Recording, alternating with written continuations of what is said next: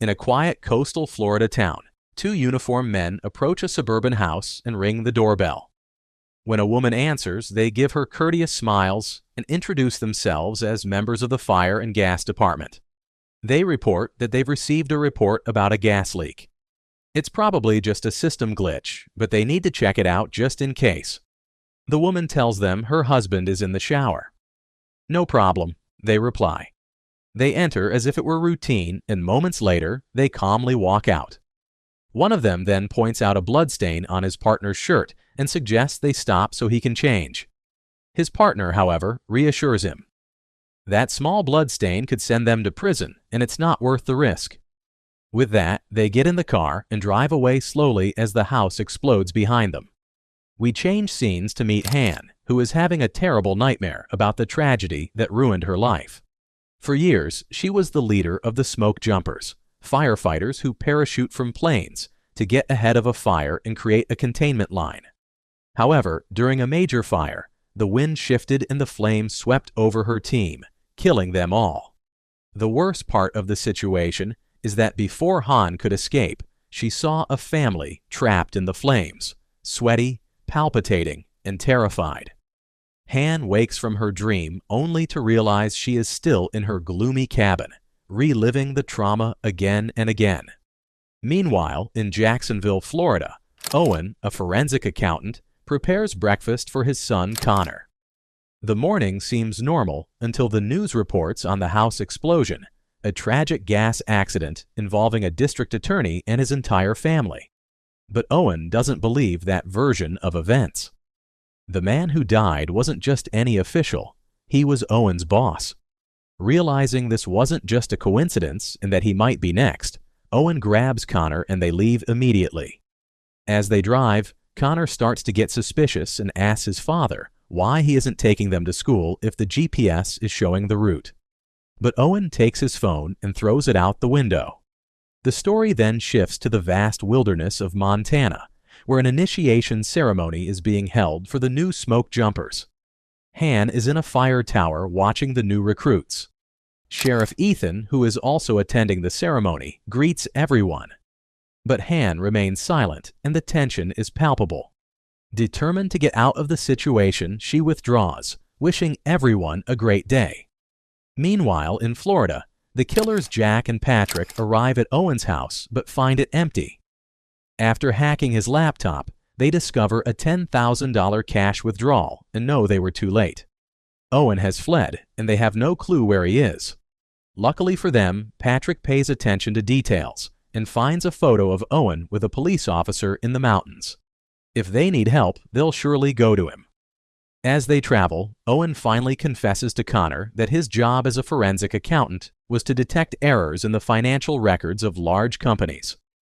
A few weeks ago, he found something important, and now his boss is dead. Connor suggests they go to the police, but Owen explains that the district attorney always had police protection and was still killed. Back in Montana, Sheriff Ethan returns home with his pregnant wife, Allison, when they receive a call from Owen, who is pleading for help and provides them with the name of a hotel. Upon arriving, Owen writes down all the secrets he has discovered and hands Connor a letter, telling him never to read it, only to pass it on to someone he trusts if something happens to him. Later, Ethan meets with his boss to share the situation, and his boss tells him it's bigger than they can handle and recommends calling the FBI. While that's happening, Han returns to her home, a tower isolated from everything and everyone, where she can be alone with her thoughts. However, that afternoon, nature has a surprise in store for her. A storm approaches, lightning lights up the sky, and Han knows she must get down quickly, or she could be electrocuted. She doesn't make it down in time and falls from a great height, lying unconscious on the ground. Owen and Connor continue driving, unaware that Jack and Patrick are already waiting for them. The duo has set a trap on the road, and Patrick has a high-caliber rifle with which he checks the license plates of the cars. When Owen's car approaches, Jack reveals his true identity and shoots at the car. In a few seconds, a hail of bullets pierces the windshield, and Owen is wounded in the shoulder and ribs with no options left. Owen floors the accelerator, drives toward the railing, and his car flies off the mountain, but it gets stuck on some rocks. At that moment, he opens the door for Connor and tells him to run. He will try to lead them away from there. Before the killers arrive, Owen starts the engine and accelerates, managing to get off the rocks and taking the killers with him. They follow him to the bottom and end his life, but Connor manages to escape. A few minutes later, a woman passes by and offers to help, but she gets a bullet in the head for minding other people's business. The killers leave, and on the way, Jack is about to report that the mission is complete when they intercept a police signal. On the other side of the speaker, Ethan is asking for reinforcements in a helicopter to find a missing boy. It's at that moment that the killers realize Owen wasn't traveling alone, and they must return to finish the job and make sure to tie up all loose ends. Back in the forest, Han wakes up with a terrible headache and sees a boy wandering nearby. It's Connor. She follows him through the trees and after a brief chase, manages to catch him. He defends himself and doesn't want help, but Han remains calm. She tells him the nearest town is 12 miles away and that she has a radio in her tower to call for help. But Connor doesn't want to call the police. He wants the news, and Han decides to trust him for now. Simultaneously, Jack and Patrick report to Arthur, their boss, who already knows the boy survived. Arthur orders them to finish the job without mistakes. This time, to deceive local law enforcement, Jack and Patrick disguise themselves as FBI agents and start a huge fire to distract the authorities. In the tower, Han tries to use the radio to call for help, but it doesn't work. The lightning strike from earlier damaged all her electronic devices. With no way to call for help, her only option is to walk to town. When Han asks if they should leave now or wait, Connor finally confesses his fear and tells her what happened to his father, handing her the envelope Owen gave him. Han reads the papers and the truth hits her hard. What Owen discovered is very serious. Without wasting any more time, they decide to start the walk immediately. Meanwhile, Jack and Patrick arrive at Ethan's house, disguised as FBI agents. Ethan is not home, but his wife Allison answers the door. She suspects something is not right and tries to keep them out, but they force their way in. Jack threatens her with a red-hot poker from the fireplace, demanding to know where Connor is. Allison lies, saying she has the boy and offers to call Ethan, but she can't keep up the lie, and Jack attacks her fiercely. Fortunately, she manages to grab a can of aerosol and turns it into a flamethrower using the fireplace. This gives her enough seconds to grab a gun and defend herself. When the bullets run out, Allison flees into the forest. Shortly after, Ethan returns home with the sheriff. But before they can react, the sheriff's head is blown to pieces from a great distance. Ethan runs inside and comes face to face with Jack and Patrick, who manage to capture him. They lie, saying they've already taken Allison and that to keep her safe, he must help them find the boy. In the forest, Han carefully guides Connor across the open field, but the weather changes again. Lightning illuminates the sky, and a bolt suddenly strikes near them. Han falls but manages to get up and put the boy to safety.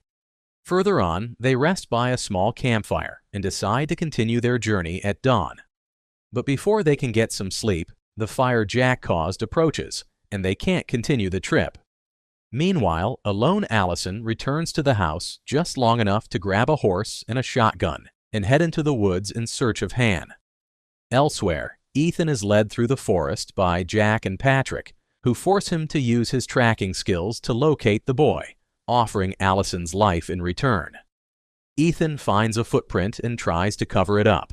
He knows it leads toward Han's tower, but he doesn't want to put her at risk. Unfortunately, Patrick notices this, and they overpower him once more, forcing him to guide them to the location.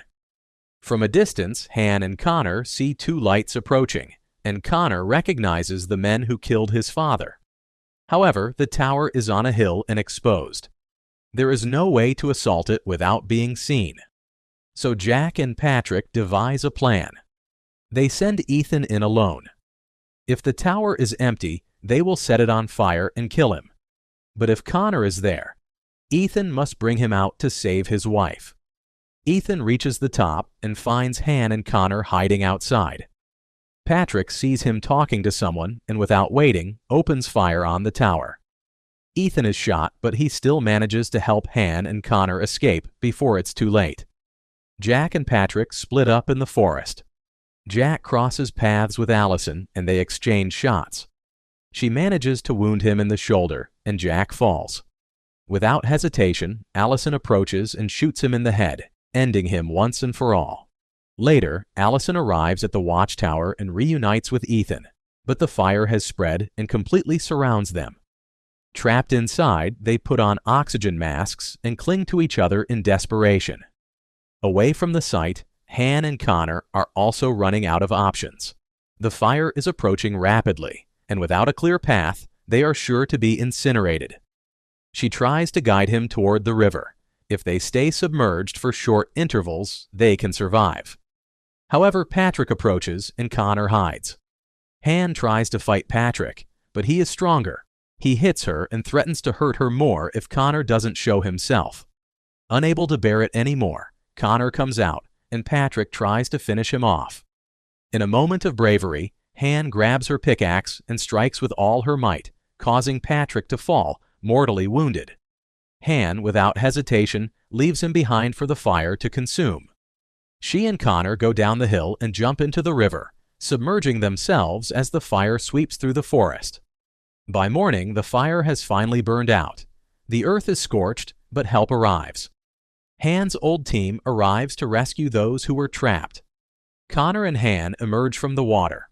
Allison also survived, but Ethan didn't make it. He lost too much blood and couldn't hold on any longer. Later, as paramedics and news cameras take over the scene, Connor prepares to hand over the evidence his father died protecting. Han stays by his side as the boy reveals the truth to the media. In the background, we see heroes and heroines running toward the fire with an iron will to protect the innocent.